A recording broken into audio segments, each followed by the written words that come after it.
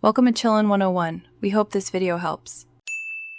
You start by confirming your device and opening settings so you can act immediately. Once done, find Apps or Background App Refresh. That difference matters because Android and iPhone use different menus. Make sure to pause or close any active syncs for the specific app so changes apply cleanly. You will be looking for the app list next. Scroll to the app name and tap it. This first set of actions gets you into the right screen to control background behavior.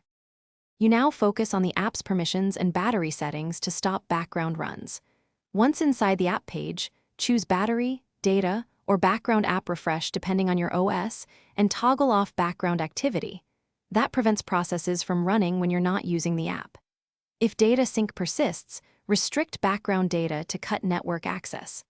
On Android, consider battery optimization or a force stop to immediately halt processes. You finish by confirming changes and testing behavior to ensure the app no longer runs in background.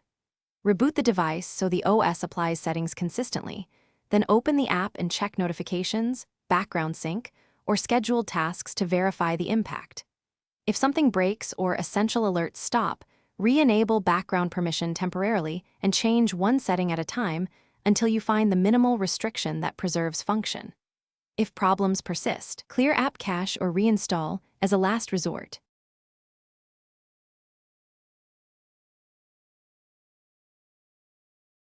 Thanks for watching.